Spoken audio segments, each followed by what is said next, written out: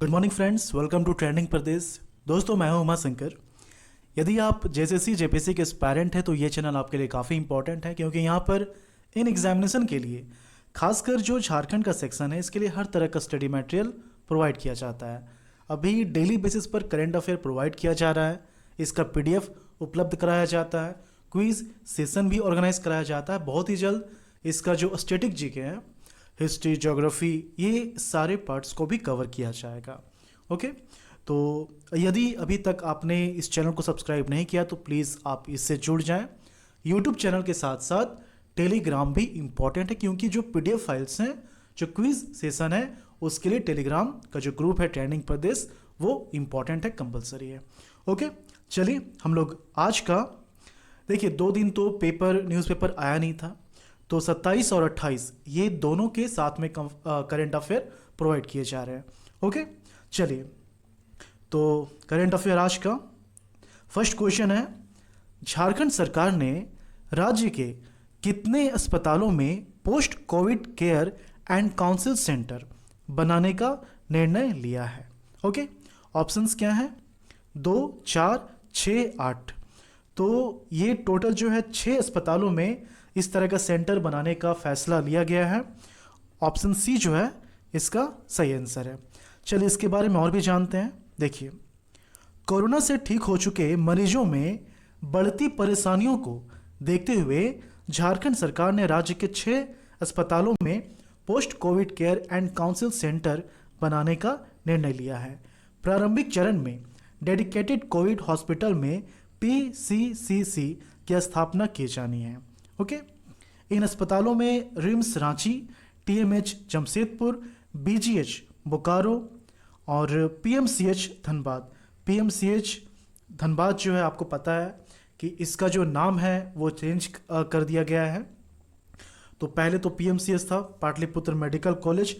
अभी क्या है इसका, चलिए फुल फॉर्म जो है, इतना बड़ा हिंट आपके सामने लिखा हुआ है, लेकिन यदि आपको फुल फॉर्म पता है तो आप अपना फुल फॉर्म यहाँ पर, इसका जो फुल फॉर्म है वो कमेंट करके बताएं। Okay, central hospital Dhanbad. देखिए, इसमें आप कंफ्यूज ना करें, पीएमसीएच धनबाद में पीएमसीएच बोल रहा हूँ ताकि यदि जिन लोगों को पता नहीं है नया नाम तो वो कंफ्यूज ना करें। पीएमसीएच धनबाद जो है और सेंट्रल हॉस्पिटल दोनों अलग अलग हैं। पीएमसीएच धनबाद जो है ये झारखंड गवर्नमेंट का हॉस्पिटल है, जबकि सेंट्रल हॉस्पिटल धनबाद जो है ये कोल इंडिया का जो यूनिट है BCCL, Bharat coking coal limited, उसी का हॉस्पिटल है। ओके, तो ये एक पीएसयू का हो गया और ये झारखंड गवर्नमेंट का हो गया, मतलब कि ये सेंट्रल गवर्नमेंट का हो गया और ये झारखंड गवर्नमेंट का हो गया। इसके साथ SBMCH हजारीबाग शामिल है। ओके, तो पीसीसीसी में कोरोना से ठीक हुए मरीजों की परेशानियों के प्रबंधन, फॉलोअप एवं परामर्श आदि की व्यवस्था सुनिश्चित की जाएगी। सुनिश्चित करेंगे ये लोग, इसमें जो भी शामिल होंगे इस ग्रुप में। कोविड से ठीक होने के बाद की परेशानियों को दूर करने के लिए मरीजों की चिकित्सकीय सहायता की जाएगी। लंग्स की क्षमता बढ़ाने के लिए ब्रीदिंग एक्सरसाइज। देखिए, आपको पता है कि जिन लोगों को कोरोना हुआ है, अगर वो ठीक हो भी गए हैं तो उनमें कहीं ना कहीं लंग्स से जुड़ी कुछ ना कुछ परेशानियां रह गई हैं, क्योंकि इसका जो इफेक्ट है वो डायरेक्टली फेफड़े पर होता है, लंग्स में होता है। तो इसी कारण यहाँ पर लिखा हुआ है कि लंग्स की क्षमता बढ़ाने के लिए ब्रीदिंग एक्सरसाइज किया जाएगा, करवाया जाएगा। योगा, फिजियोथेरेपी व इम्यूनिटी बूस्टर, खान पान के अलावा जितने भी चेंजेस होते हैं, प्रैक्टिकल चेंजेस होते हैं, उन सभी के लिए प्रेरित किया जाएगा, मोटिवेट किया जाएगा। ओके, तो पीसीसीसी की टीम में फिजिशियन भी होंगे, पाल्मोनोलॉजिस्ट भी होंगे, कार्डियोलॉजिस्ट भी होंगे, radiologist, psychologist, psychiatrist, counsellor, physiotherapist, yoga expert, nutrition के अलावा 2 स्टाफ नर्स, 2 प्रशिक्षित एएनएम, 1 टेक्नीशियन एवं 1 कंप्यूटर ऑपरेटर कम डेटा एनालिस्ट शामिल होंगे। तो इतने तरह के जो लोग हैं इसमें शामिल किए जाएंगे। ओके, कुछ चीज़ें हैं जैसे कि स्वास्थ्य विभाग के जो प्रधान सचिव हैं झारखंड सरकार के, वो डॉक्टर नितिन मदन कुलकर्णी हैं। डॉक्टर नितिन मदन कुलकर्णी स्वास्थ्य विभाग के प्रधान सचिव हैं और स्वास्थ्य मंत्री कौन है? बन्ना गुप्ता, जो कि कांग्रेस पार्टी से बिलोंग करते हैं। ओके, चलिए सेकंड क्वेश्चन देखते हैं। सेकंड क्वेश्चन है झारखंड राज्य का सड़क हादसों के लिहाज से देश भर में कौन से स्थान पर है? सड़क हादसों, तो ऑप्शंस में क्या है? 12, 18, 14, 20। तो ऑप्शन डी जो है, सड़क हादसों के केस में झारखंड का जो स्थान है पूरे देश में वो 20वां स्थान है। ऑप्शन डी जो है इसका सही आंसर है। झारखंड में सड़क हादसे रोकने की दिशा में बेहतर काम हुआ है। राज्य सड़क हादसों के लिहाज से देश भर में 20वें स्थान पर है। यह खुलासा परिवहन मंत्रालय के द्वारा जारी रिपोर्ट में किया गया है, जिसे कि 22 अक्टूबर को जारी किया गया था। वहीं राज्य के 2 जिलों धनबाद और जमशेदपुर देश भर में सड़क हादसे रोकने के प्रतिशत के लिहाज से टॉप 5 जिलों में शामिल हैं। यहाँ पर ध्यान देने वाली बात है कि सड़क हादसे रोकने के मामले में ये टॉप 5 डिस्ट्रिक्ट में शामिल है, और ये जो टॉप 5 डिस्ट्रिक्ट हैं ये पूरे देश का है, ना कि झारखंड का है।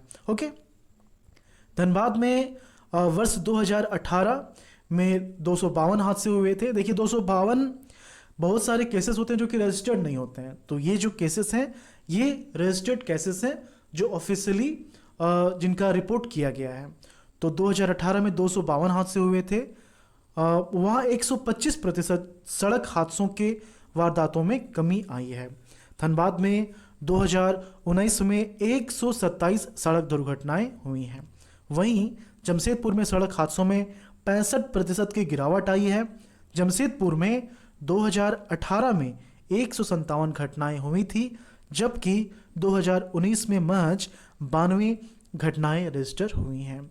रिपोर्ट के अनुसार बिहार सड़क हादसों के मामले में 15वें स्थान पर है। साल 2019 में झारखंड में कुल लगभग 5000 सड़क हादसे हुए।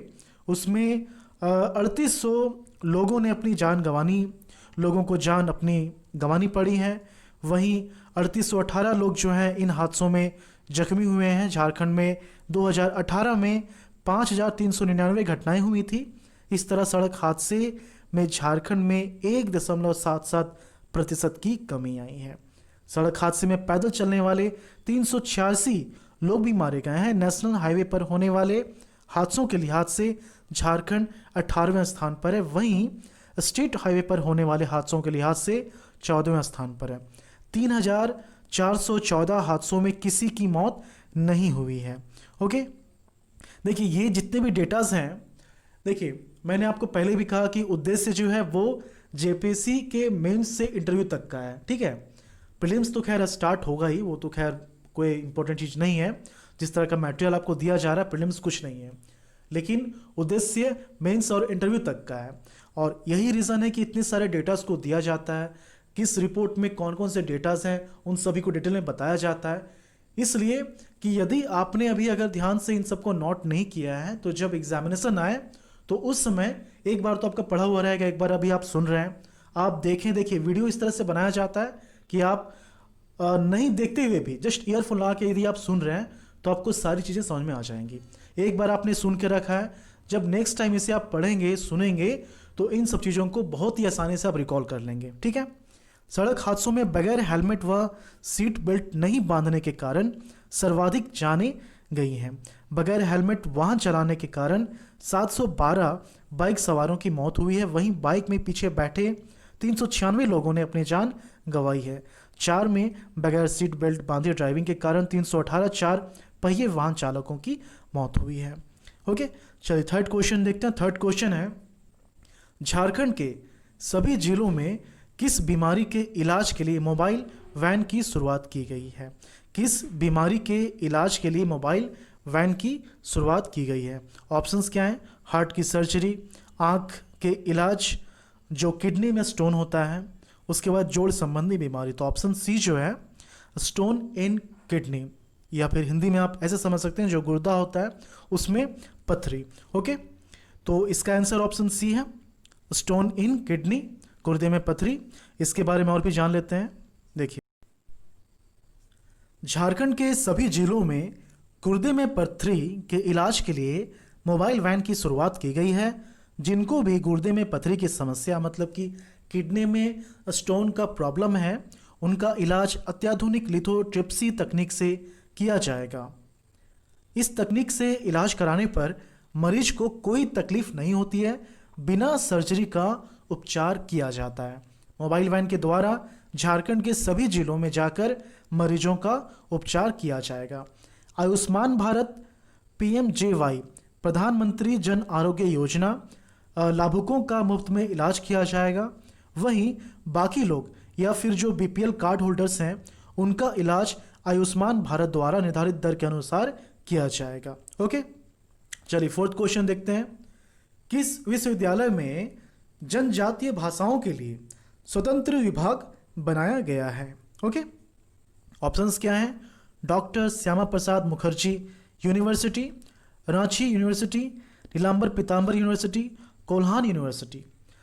ऑप्शन ए जो है डॉक्टर श्यामा प्रसाद मुखर्जी यूनिवर्सिटी, ये पहले रांची कॉलेज हुआ करता था, जो कि रांची विश्वविद्यालय के अंदर बिलोंग करता था, इसके अप्रूवल से काम करता था। ठीक है, लेकिन अब इस कॉलेज को रांची कॉलेज का नाम बदलकर इसको सबसे पहले तो विश्वविद्यालय बनाया गया और विश्वविद्यालय का नाम रखा गया है डॉक्टर श्यामा प्रसाद मुखर्जी विश्वविद्यालय।